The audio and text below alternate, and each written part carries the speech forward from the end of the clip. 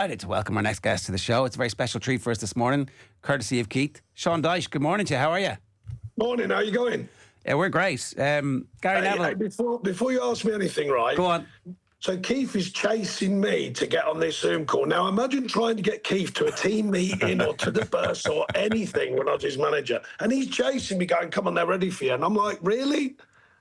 Come on. Tables have turned, what? We've heard his side of that story. Maybe you want to tell us a little bit about your side. Oh, yeah, I bet you've heard his side of that story, yeah. I bet. That's good to see you. Good to see you, Keith. Great to see you, Gaffer. Great to see you. Put me on the back foot straight off the bat there. Of course, like I do. How are you keeping? I hear you're playing a lot of golf.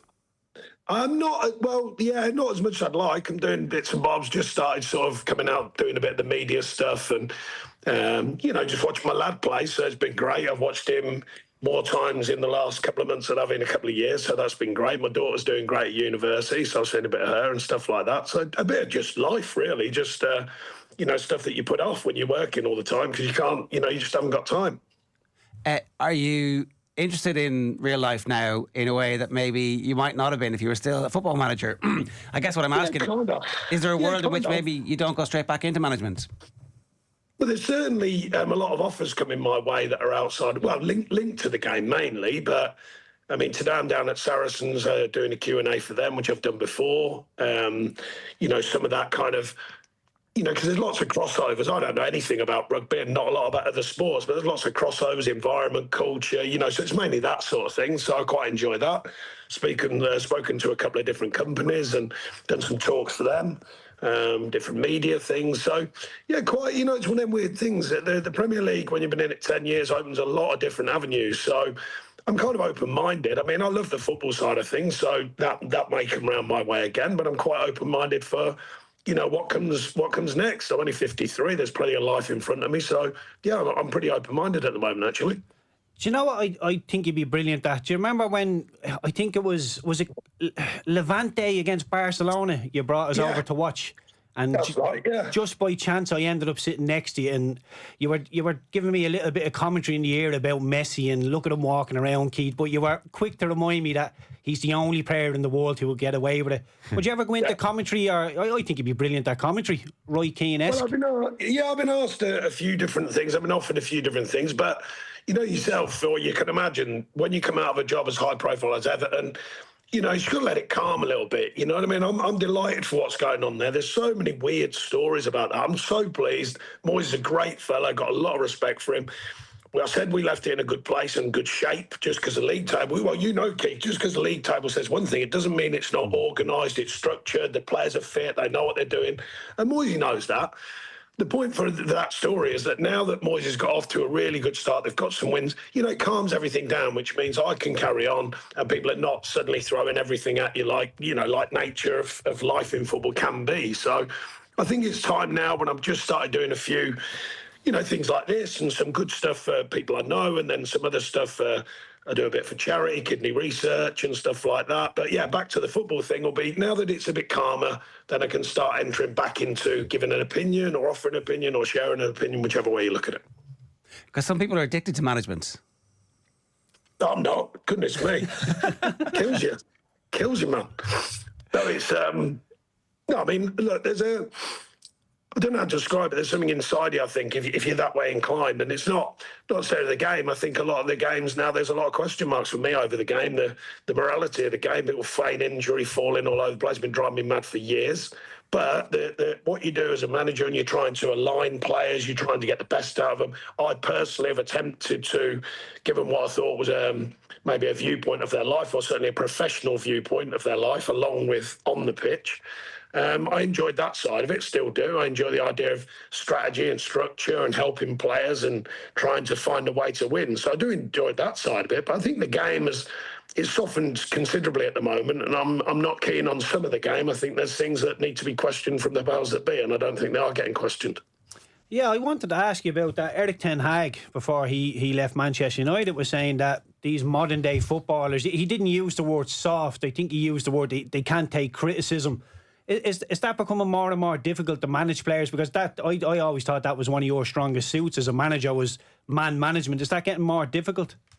Yeah, I think the thing is now that most of life revolves around perception, not actual fact, in my opinion. So, therefore, players to give them just the literal truth is getting a bit more difficult. But they're brought up in a society that's a bit more like that. So, therefore, you just have to learn how to manage that situation. It's not everyone's fault. People blame the youngsters. It's not. Society's changed. And it's moulded them in a different way. So, people think you're blaming the players. I'm certainly not blaming the players. It's part of their life, and that's the way it changes. So I think you have to adapt. I don't think it's easy. I can understand his frustrations. I don't think it's easy.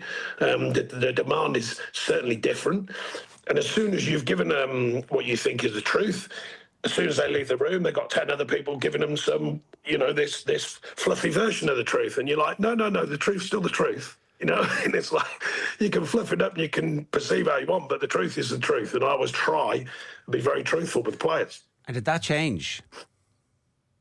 Change in what way? What do you mean? Over the last so from Keith's time to now, did the hangers-on, did they become more prevalent and more vociferous? Let's make it clear. Firstly, your words were hangers-on, not mine. That's how you get me in trouble. And they're not my words.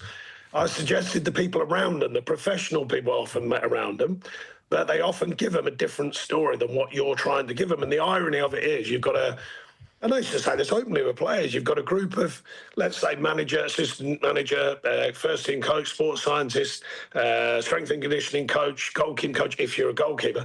These are specialist people who've been doing it all their life. And for some reason, players choose to listen to someone who's done 2 minutes on a sports science course. And you just go, what is that all about? That is a challenge at the moment, because a lot of players now are going outside of these very professional units and finding their own, whoever it may be, all these specialists from everywhere. And I'm like, well, I've got to be honest, we've got some pretty handy people here and they've been in this game a long time. They've got thousands of games of experience. And for some reason, not all players, by the way, there are a lot more players who go to these outside sources. And I can't quite work that bit out. I'm going, well, what could they know more than we know? So I'm a bit, I think that's a change in the game. And I think that's getting harder to manage. When players look outside of the unit you've got and decide they're right. And let's face it, if you're outside of the unit, you're probably just going to tell them what they want to hear. Probably. Not always, but probably. Do you still love the game, Sean? I think I love the job. I love the intrigue of working with players and hoping to give them something I didn't have. I think the game I personally feel the game isn't in great shape at the moment. Like I said to you, I think, it's getting a little bit more like a show now. And as much as that's amazing in some ways, because there's been I must make it clear, there's been incredible advances in the game. I mean, the media coverage now is extraordinary, and the camera views and, the detail in the game. So not really that side of it.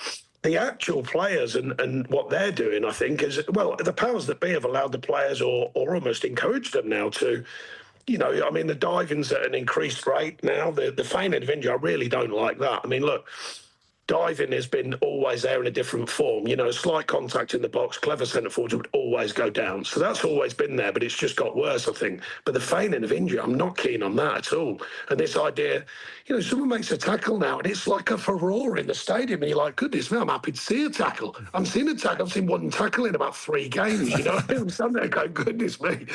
And, everyone blows it all up. So I think there's parts of the game that could be a lot better. I don't like the fact that kids, my lad plays, and when he was younger, they were diving all over the place, and kids arguing with referees, and, they see all these things that the pros are doing, and they copy them. And then I think the powers that be could maybe, you're not going to stop it, but maybe just slow it down and control it a little bit better, I think. But I've been talking about this for years, and I don't know, there's not many who seem to want to change it. Has the game gone a bit too tactic heavy, Gaffer? Like from my money, I'm obviously nowhere near as deep into it as you, but I always think the better motivated player, the player that makes less mistakes, the fitter player, will generally come out on top and in a tactical battle, just outrunning somebody, outworking somebody, and making decent, just making decent decisions. Well, the way that the game's changed now is that you're kind of onto something there, but the tactical demand has changed and got more depth to it, because if you think about it, if you can't, well, I'm going to exaggerate here. It's not that you can't, but let's say you've got a limited chance to really tackle someone. You've got a limited chance to really make a physical contact. You don't want to make a physical contact. So therefore, if you're a side now, you're tactically trying to usher people and push and move and, accept like cutting out passing lanes, so that you can intercept without much physical contact. So I think the reason why the tactic heavy idea is there isn't as much physical combative football. So therefore, you've got to find a way of stopping the opposition. And that has got to be cleaner. It's got to be more accurate. It's got to be more timed, precisely, particularly in the box. So the best way of doing that is getting people into position quicker, players registering the tactical demand quicker and seeing the picture quicker. So I think that's how it's changed. And of course, then you've got 1,000,001 people who all want to tell you your tactics are right, wrong or indifferent. So that puts a more bigger demand and a more in-depth demand. The analytics put a more deeper demand on it because your analytics team are saying, well, look, we watched this, we saw that, these do this, these do that.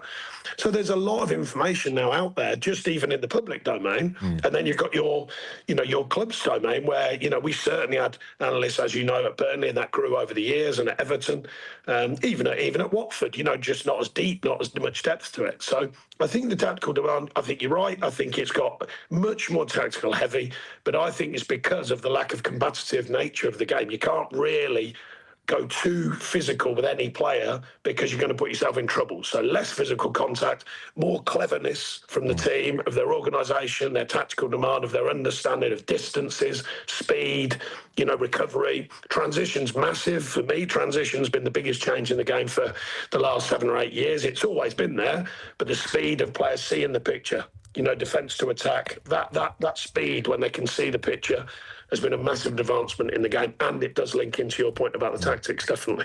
There's a lot of noise now for sure around the game. There's loads in that, Sean, but in purer times, I have to ask you about Keith here, because Keith's always telling us he's a very talented player and we're like, we can nod along with him. But just how good was Keith Treacy? Very, very top. Could have been top. Look, he's had his challenges and we're aware of that. He's spoken openly of that. That happens in life to many different people, but as talented as certainly as I've seen around groups, had power as well for them skinny little legs, somehow created immense amount of power. I could never work that out. But no, he's a very, very good player and a good person as well, in my belief. There's a lot of challenges, but, people have challenges. I've met a lot of footballers with challenges. I don't speak openly about them. Keith decided to do that and he included me in that. But I keep my lips tight about my players and all the varying challenges they've had, because I've had lots of players with lots of different difficulties and they stay private to this day. You had such an interesting career as well as a player. You started off in Nottingham Forest. Am I right in saying you didn't play a senior game, but you were at the club the same time as Brian Clough was there? Yeah, I was there for 3 years from kind of 80, well, just over 3 years, 3 years, yeah, from 87 to 90, and then went on loan. And, I was probably a different type there. Well, no, probably players of my ilk and that age were probably like that. As soon as I went on loan, I didn't want to play in the reserves and the A team. I could have went back, I think, and I think they would have given me another contract. But I was out there running and playing and enjoying it. So just wanted to play. So I decided to leave them. But it was a great 3 years and a great grounding for me, and still many friends for, well, as you probably know, my assistant played there with me and lived with me, or I lived with him, Steve Stone, coach, Tony Loughlin, I've had as a coach. These are all guys that I knew from a very young age at Nottingham Forest. Did you have any interaction with Brian Clough himself? Yeah, cool. You all do. I mean, it's one of them things. He was, there used to be stories that he wasn't at the training ground as much, but he was always at games. He took great pride in the whole club. So, obviously the first team, he'd travel with the reserve teams very, very often. The youth team on a Saturday morning, if the first team were playing the he'd come down and watch the youth games. He'd come and watch the youth cup games. And his whole power was throughout the club. I mean, if you saw Del Boy, his dog, running into the changers, trust me, you're diving somewhere where he's not. You're diving in, usually the drying room. We were talking about this the other day, actually. I was with local Steve Guy, and I've just been on an FA kind of trip to Como, like a learning trip, and I was kind of the elder statesman, just rubbing off on the players, some of the young players. Really good trip. And Steve Guy and me were talking about the old Forest days, and we always said there's a corridor in the Forest ground. Keith will know it when you come into the Forest ground. It's still there, but they've changed some of the rooms, and there was a drying room on the left. And we used to laugh right off, because when Del Boy used to run in, that dry would be full of first-team players, reserve players. You've just dived into it. If he ever opened that door, he'd be like, hey, what are you lot doing in here, you buggers? You know what I mean? We'd be there just wetting ourselves. But we used to stand there and go, shh, shh, the boss is here, the boss is here. And that would include some of the first-team players as well. So, yeah, there's many, many stories about the power that he had. Brilliant. Do you still, did you have the fine wheel in use at Everton? Yeah, slightly differently. The lads were maybe not as open to some of the things we used to do. Certainly not like they used to do when you were around, Keith. We had a different kind of character, let's say, at Burnley. Can you more game, I would suggest. What's the fine wheel? The fine wheel was go on, Keith. Go on. It was really simple. It was A to Z on like the wheel of fortune. So if you left your slips on the ground, or you didn't bring your water bottle in, or you did something wrong, not massively wrong that you'd have to go to the gaffer, but a little bit of light-hearted stuff. If you spun and you landed on L was a lap dance. So you would spin again, and the squad number you landed on would have to give you a lap dance. If you landed on V, you'd have to veet your legs. B was a boy band. Boy band was a boy band nobody wanted, because if you landed on B, you had to spin another 4 times, and the 4 squad numbers you got had to come up and sing a song with you. So you generally wouldn't even do anything. You wouldn't have done anything wrong during the week, but somebody would spin, your number to pop up, and all of a sudden you're up giving a bit of boyzone or something. But it was brilliant. It just drove standards, and the dressing room ended up policing itself. You went from A to Z, did you? A to Z. I was on that wheel quite a lot, yeah. No, he's right. See, another popular misconception is, and don't get me wrong, it comes with the territory of who I am and how I look and all that. People are going, oh yeah, he does this, he does that.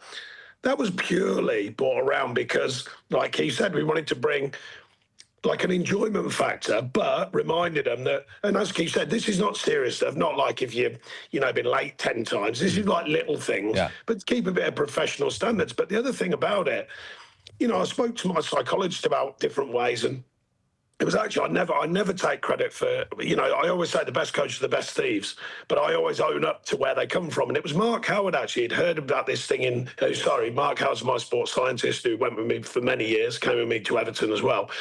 He just heard about it, so he didn't know the details. He'd heard that in rugby they had this idea. So I said, right, I'm loving that.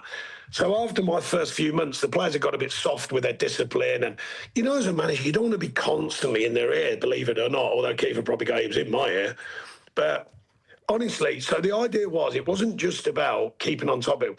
It's kind of stripping back the ego and making everyone realise we're together. We can laugh with each other, not at each other. There's a big difference in life. When you're laughing at someone, that's a whole different ballgame. Mm-hmm. But when you're laughing with them, and it just created this real atmosphere and this real bond. And in particular in a massive season, we started it the season before, but then the next season when, some players had left, we brought others in, we created this really good environment of very good players, I must make it clear, but also this stimulus behind it. And it sort of became our own, where people, the players would try and do it down, and all the little habits we used to do, like the team, we used to get them to, for a warm-up, they wouldn't just jog out and walk out, they'd all go out together, and I mean fly out. And, I remember when you're a manager, I know I'm going off course, but this will make sense to you. When you're a manager, when you've got that right, when you hear a story from another player later, I remember this story, one of them went to Jason Shackle, look at you lot, what are you doing that for? And he just turned around to him and went, that's what we do. And that's it. They took ownership of it. It became that simple message becomes quite a powerful thing. Because players get embarrassed about weird stuff. They're like, oh, why are you doing that? And they sort of do each other down. This wasn't about that. This was about creating a unique atmosphere and stripping off people's egos, where they all just thought, you know what? If I can say do a lap dance someone and they're all buzzing and having a laugh with it, well, then we're a group. We're bonded together. Nearly got there, Keith, in answer to your question, long-winded one, but nearly got there with Everton. But there was a few guys found it all a bit like, why am I doing that? Why do I have to tell the lads 3 jokes? Why do I have to do this? Why do we have to do that? So what we agreed in the end, we did more of a fine wheel. So, still good fun, but it was more of an actual fine wheel. And some, what Keith didn't mention, some you win back. Yeah. So some would be, plus the players, some would be like a free spin. Some would be like they weren't massive fines either, by the way, like you get 50 quid and stuff like that. We're not talking thousands, which undermines people or hurts them. This is quite light for the money around in football, but it's just a gesture, as if to say, come on, lads, reel it in, let's keep our professional standards. And I've used it everywhere, and it's worked pretty well on the whole. Sean, I know you have to go. Just one more from me. Plenty of Irish. I have to go because when you got no job, you're in a rush to do everything. No, joking apart. I'm getting in the car and I'm going down to Sarries today. And I must tell you, by the way, I just thought of you guys. Well, Keithy, back in the day, Keith, I must make it clear. So look, I got my Guinness glass with my name written on it because I went to the Guinness factory. I took the Everton staff to the Guinness factory. We were over in Carlton House last year. So there it is. Oh, yeah. Yeah. Very They've nice. actually put my name on it. Yeah, they've actually put my name on it. Drinking water, Keith, you'll be pleased to know. Good. I thought it was vodka. No, that's when you're in a job. When you're out of a job, it's water. When you're in the job, it's vodka. Sorry, I was just going to ask about the Irish players that played under you. So we have Keith here. You signed Robbie Brady and Jeff Hendrick at Burnley, and you inherited. I saw Jeff last week. I went over to Derby to see John Eustace. Yeah, he's doing a bit over there. He looked great. He looked well. And you inherited Seamus Coleman as well. And every manager speaks so glowingly of Seamus Coleman. Like, what is it about him that's so special? He's just got the old school, and that's not a bad thing, by the way. Old school in his mentality. He's very professional and modern in his professionalism and the way he looks after himself. But he's got that solid old school mentality, and is to be marvelled at. He'll speak in front of the group openly. He'll take on the go very passionately. Once he gets on a roll, it's almost like, wow, I'll just let him roll. He just keeps going and going and going. And so, yeah, and he does believe in the club. I mean, he's one of the rare players, and this is not a question on players. This is just the way a playing career works. You know, you might be there 2 years, another club for 2 years, another club. That's the business. But he's been there a long time, as you know, and he actually believes in what the club stand for. So he was certainly very good when I was trying to strip it all back a bit and give it a bit of like a sort of a bigger heart, if you like. He was a massive part in helping with that. But all the lads, as you said, I mean, Keithy was great. I mean, I enjoyed Keithy. We had a great time. You know, it was hard times, you know, sometimes, but a great time. All the lads, Jeff and Robbie, and I mean, they were all great. You know, I was very lucky with the Irish lads because they were all sound as a pound. There was no messing. A little bit of Keith, had a little bit of work to do with Keith, but generally they were all great lads. So yeah, and Seamus certainly one of them without a doubt. Enjoy the Oasis reunion. I'll probably make it somewhere down the line. I'll probably find a ticket. I've got my tickets, actually. I did buy them, though, just to get the popular belief that, you know, we get everything free. I did buy them. Well, you're not a politician, so that's why they weren't free. For your own safety, you need to go to a box, Sean. Yeah, I'm not getting involved with that. Fair enough. Well, listen, go on, sorry, you... No, it's just the wife was talking about you this morning when I said you were coming on. She was still talking about your presence. Do you remember the stick I used to have to get about that? Ross, goodness me, got killed, didn't he? Yeah. So Keithy and Ross, they were on the balcony once, and Ross, who's a great lad, Ross Wallace. So Keithy's missus, we were on this. I think it was the first promotion, Keith, wasn't it? Down at my mate's place. The promotion party, yeah. Yeah, my mate's got a fantastic place, amazing location called the Swan at the Globe Theatre, and it looks over St Paul's. It's beautiful. So he'd kindly done like a night for us. And so the girls were there and the lads and some of their staff, obviously, and the directors. And I just happened to walk on the balcony, and Keith was having a chat with his missus and Ross Wallace and his missus. And he'd come out with that immortal line. He'd gone, he's just got great presence. So as soon as I walked out, Ross absolutely done him up and went, Keithy's just been saying you've got great presence, like that. He was going. So, yeah, I do remember that, mate. I do remember that. We were wetting ourselves. So it took him a while to live that one down. Still haven't. Ross is still at me over. Do you know, I did see Ross, you know. So, lad, you'll like this one, right? So I have a massive respect for the players who've all worked under me, good, bad and indifferent. And I saw Ross just before, I forgot to say this, Keith, I saw Ross just before we finished at Burnley, or not far, maybe a few months before, and he was working in the youth department, and he come walking by. So I got him over in front of all the lads, and I went, he's one of the ones that started the journey, lads. Without him and all them, that group, you wouldn't have all this because they had the training ground, pitches and all that. And he was so embarrassed, Ross, but I meant it. I meant every word I was saying. And he was, you know, Ross is like, he looks so sheepish. And all the lads gave him a round of applause. And he went, thanks, Gaffer, like he does, and walked off as if like, oh, no. Yeah, I'll never forget that, yeah. No, good lads, good lads. Listen, enjoy your talk with Saracens. Thanks a million for making time for us this morning, Sean. Cheers. No worries, you take care, Keithy boy. See you later, Gaffer, good luck. Enjoy the mini retirement. Bye, lads. All the best. It's Sean Dyche there. A reminder, Off the Ball Breakfast brought to you by Optimum Nutrition. To unlock more you, choose Optimum Nutrition. Was there another bit of the present story that's... Well, yeah, but nothing I can relay on air.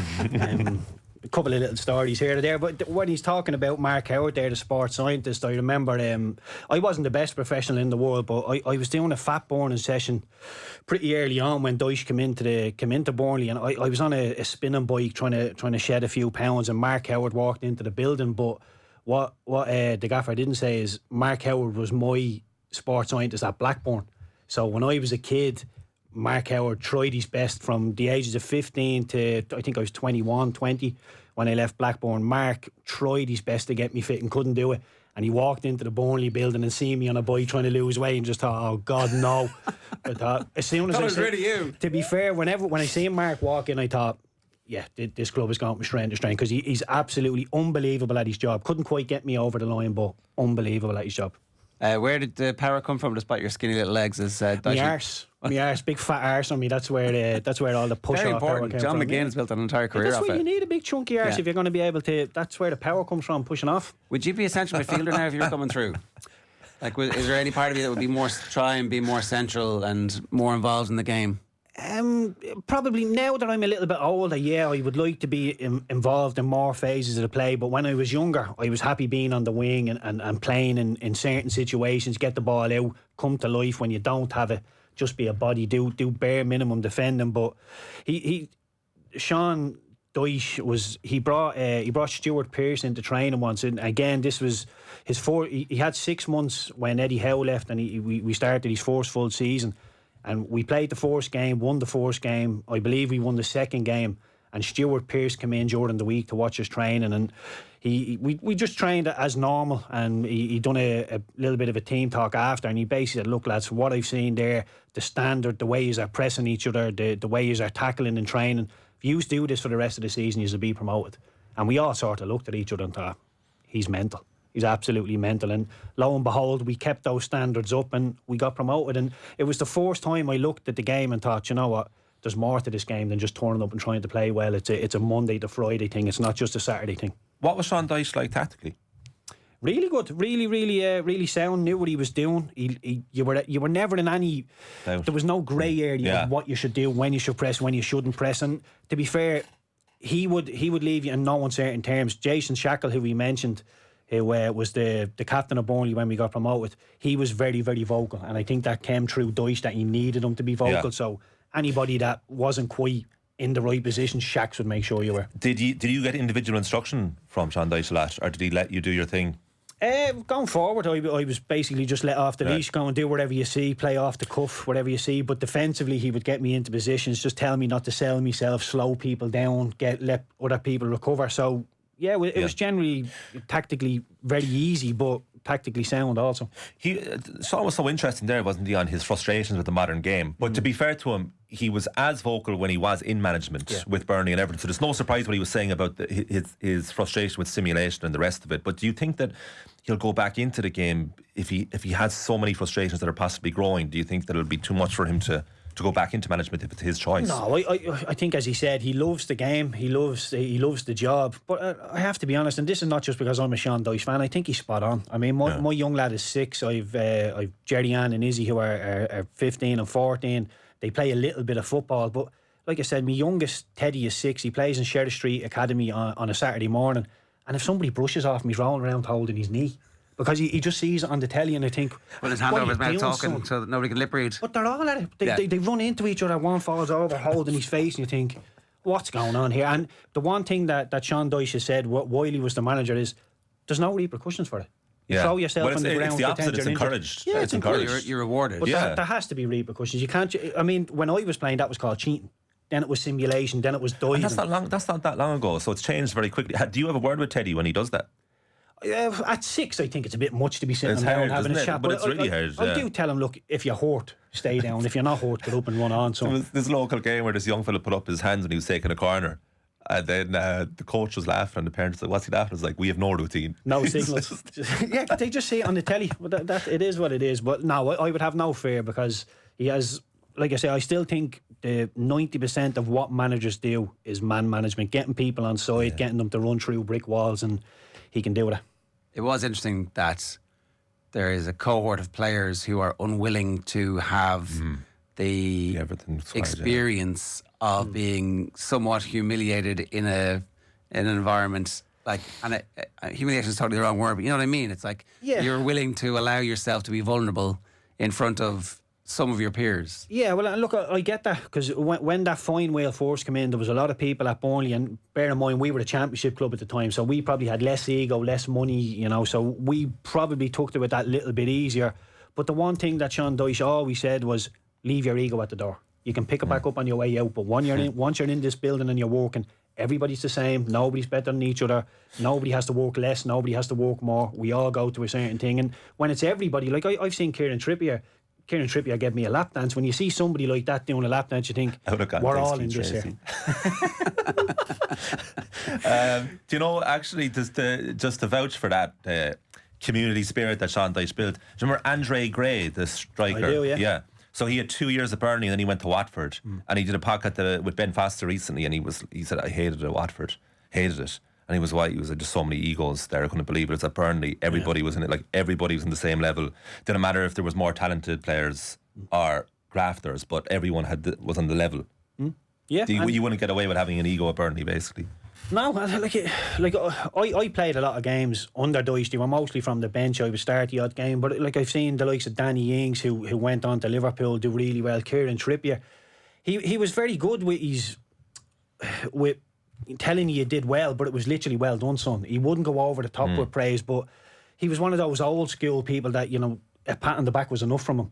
As long as you weren't getting criticised from him, a pat on the back, well done, son, it was enough, and it was enough to keep you going and thinking, I want more of that. I want more of that little bit of praise that he gives. Not that he was stingy with it, but a pat on the back from Sean Dyche meant an awful lot. One thing we never got to was that Sean Dyche was a part of a side who nearly went all the way in the FA Cup Chesterfield in 1997. He'd be raging. He'd have loved to speak about that. The penalty he scored. The penalty he scored against Middlesbrough in the semi-final at Old Trafford. He finished 3-3 after extra time, and Borough won the replay handily 3-0. But Dyche scores a penalty. He's captain, centre back. He's 7 years at Chesterfield. That's his last year. He moves on that summer. And they're like 2-0 up at one point. They're 2 goals up anyway. I think he scored the penalty to make it 2-0, and he ended up drawing 3-3. But that Middlesbrough team, that's Ravanelli and Janino and the lads. Yeah. Who got relegated that season? Did they? 97 was when they were deducted 3 points, I think, for not fulfilling the game against Blackburn in winter. And I think they did go down in 97 and lost to Chelsea in the cup final. I remember Janino sitting on the grass at Ellen Road in the sun, crying because they went down. I think that was 97. It was Brian Rapson was manager. Yeah. Sorry, I just want to say, Sean Dyche brought us to Photo Island down in Cork for pre-season once, and it was the hardest pre-season I've ever done. And I've probably said this before about the Gaffer's Day, where Mark Howard, the sports scientist, the physios would just be told, this is my day, I'm just going to flog them. It's not, there's no stats, there's no running stats, there's no statistics behind this. This is just good old-fashioned pain. And we turned up, there's rugby pitches at the back of Photo Island. We were training on there, and there was tractor tyres out on the pitch, and there was 10 lads at one end. They had to pick the tractor tyre up, get it wheeling, get it moving towards the other lads, and we would have to stop it. So like, we would be getting knee burns coming off us, and if there was ever a way to strip an ego, it was through tyre burns. Came off pretty quickly. So the point of that was to make sure that the team was together. There was no science behind getting you totally fit. It was like you're going to. And the worst thing was, Ger, when you do pre-season, you know you're going to hurt. You know it's going to really hurt. But basically, a sports scientist was to come, look, you're going to do a 360 metre run in 70 seconds. You're going to do it 6 times. You'll have 70 seconds rest. So you know in your head that's what I have to do. But with Dyche, he turns up and he says 18-yard box and back. And you do it. Then he goes halfway line and back. See that over there? Come back to that and back. 20 press-ups. And it just goes and goes. And next thing you know, you're 90 minutes into the session and you're thinking, where's the end? But I think that's the mental side of it. Is you don't know where the end is, but you just keep going and going. And there was a point in the season where we started to get tired, and he showed us the video of us in Photo Island. Right. You don't feel as bad as that, lads. So keep going. And did that work? Did. This is the promotion season. This was the promotion season, and again, he's talking about outside noise. There was some. I think we'd won 4 games or unbeaten in 4 games, and the media perspective of it was Burnley are starting to get tired. They're starting to win. And then we got that video before one of the kickoffs. You aren't as tired as you were in Photo Island, and just have more in the locker. Yeah. And thankfully we did. We just kept pushing on. I think your point about him was really interesting. So you're watching Levante play Barcelona, and he's just chatting away about why the teams are shaped the way they are. Yeah. He brought us over. It was actually my wife's 30th. She raged, and it was her birthday. I had to go over there. We went over, and we were watching Barcelona, and it was funny. We were actually the lads all thought he were having a beer, but they were non-alcoholic beers, and you got people starting to slur their words and mess about, and he whispered to me, these are all non-alcoholic, by the way, Keith. But he just whispered in my ear about Messi, and I was watching him move around, and he said, look, don't get too fixated on Messi, Keith, because Messi is Messi, and Messi's the only player that can get away. And now there's probably 50 players in the world these days that think they're Messi, that think they can get away with his work rate, but Messi is Messi and Ronaldo is Ronaldo, and if you're not them, you've got a standard and a work rate you need to get to. But just listening to him, the tactic information, how he's seen the game is real eye-opener for me. Yeah, I think he could be a really good co-com and a really good analyst if that was something that was of interest to him, as opposed to getting to another football club where immediately there's like, oh, that perception is reality that he was talking about. And the perception is that his style is actually out of date, which isn't true. It's just it was less successful at Everton than maybe it might have been. Yeah, but I don't like it's all relative. His remit was to get Burnley moving forward as a club, you know, get them on a firmer footing, get into the Premier League over a couple of years. He done that almost straight away. Spent the majority of his career with Burnley in the Premier League, and yeah, he improves people. I've heard people saying, you know, he's putting that bracket. He's a dinosaur. I mean, Kieran Trippier is an English international, won La Liga with Atletico Madrid. Tom Heaton, an England international after he signed for Sean Dyche as well. So he does improve an awful lot of players also. Yeah. All right. 20 minutes past 8, time for the cash machine.